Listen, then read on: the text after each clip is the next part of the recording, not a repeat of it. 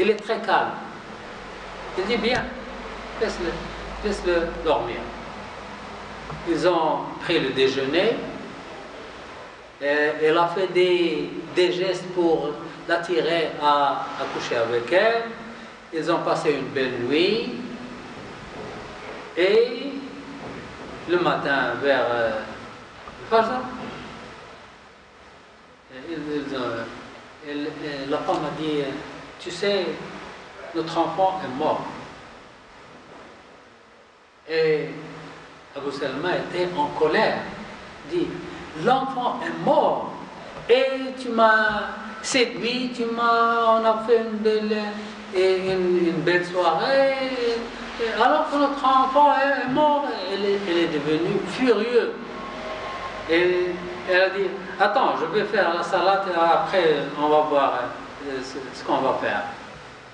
Alors il est allé à la mosquée, il a fait la salade, puis il est allé chez le prophète, il a dit, regarde ma femme ce qu'elle a fait. Et le prophète m'a dit, parce qu'elle a fait ce geste, vous deux vous serez partisans du paradis. C'est une bonne femme. C'est une bonne femme qui a fait du bien. Tu dois aller la remercier. Alors, au lieu d'être en colère et furieux, elle est allée la remercier, dire merci bien, tu es une bonne femme, etc. etc. Pourquoi? Parce que, imaginez, lorsqu'il revient, il est revenu très fatigué du travail, il lui dit que ton fils est mort, alors il doit recommencer du nouveau travail, et ainsi de suite. Allah subhanahu wa ta'ala a accepté ce geste de cette femme, et ce geste était un moyen pour eux d'entrer au paradis à cause de ce geste.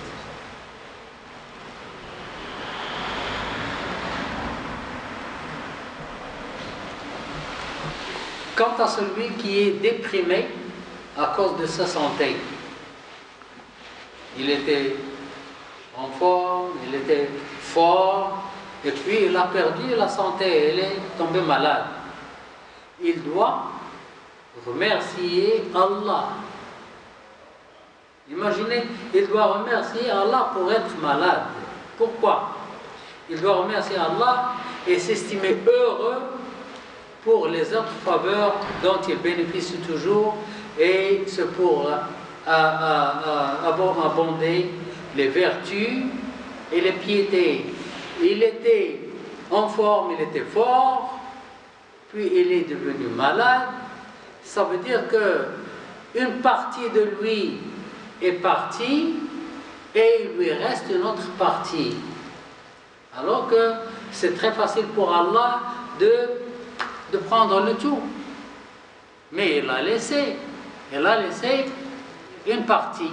Il a laissé la vie, il a laissé le cœur qui bat, il a laissé le cœur qui connaît Allah, la langue qui fait des éloges à Allah, il lui a laissé beaucoup de choses. Il doit s'estimer heureux. Dans quel état serait-il s'il s'était parti en entier, s'il était mort? S'il était mort, ça veut dire que son travail est fini. Maintenant, il est encore vivant, ça veut dire que son travail continue. Il peut faire du bien, peut-être avec le bien qu'il fait en étant malade, ce bien sera la cause pour lui d'entrer au paradis. Chaque jour, il faut remercier Allah pour chaque jour. Lorsqu'on se réveille le matin, il faut tout. Qu'est-ce qu'on dit le matin lorsqu'on se réveille? On dit Alhamdulillah. Vous le dites? Il faut dire Alhamdulillah. Alhamdulillah alladhi ahyana ba'da namatana. Louange à Allah qui nous a fait ressusciter, qui nous a fait revivre après être morts. Parce que la mort, lorsqu'on dort, le sommeil, c'est comme la mort. Allah dit dans le Coran, Allah yatawaffa al-anfusa hina mawtiha والتي لم تمت في منامها فيمسك التي قضى عليها الموت ويرسل الأخرى إلى أجل مسمى. Lorsqu'on va au lit et on dort, Allah prend l'âme, et puis lorsqu'il veut se réveiller, il le rend, il rend son âme. Mais il y a des gens qui vont au lit, Allah prend leur âme et ne la rend pas. Beaucoup de gens qui sont allés au lit, ils dorment et ne se réveillent jamais. Alors lorsqu'on se réveille, on dit Alhamdulillah, الذي أحيانا بعد أن أماتنا وإليه النشور.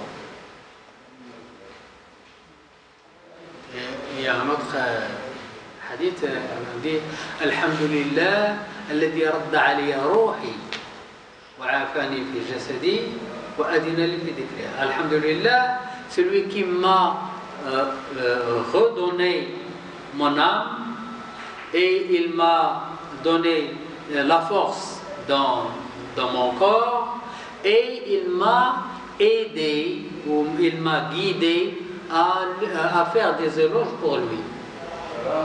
C'est ça ce qu'on dit le matin lorsqu'on se réveille. Oui. Ça, les cauchemars et les rêves sont liés à quoi? Oui. Il y a le cauchemar et il y a le rêve. Le cauchemar, c'est dû au shaitan. C'est dû au shaitan. Ou bien, lorsqu'on dort avec l'estomac plein, trop plein. Ou bien, lorsqu'on dort avec des soucis, les soucis qu'on a dans chaque jour. On a peur de l'examen, on a peur d'un ennemi, on a peur de ceci, de cela, etc. Un manque d'argent, des problèmes. Lorsqu'on dort avec des problèmes dans la tête, on fait des cauchemars. Les cauchemars sont dus à Shaitan. Le bon rêve, c'est dû à Allah subhanahu wa ta'ala.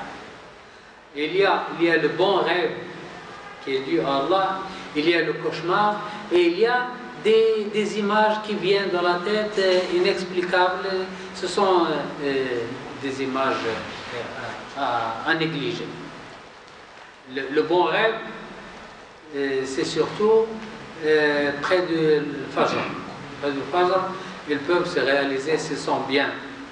Et lorsqu'on voit de bons rêves, on dit Alhamdulillah et on le raconte aux gens proches qui ne sont pas jaloux de vous.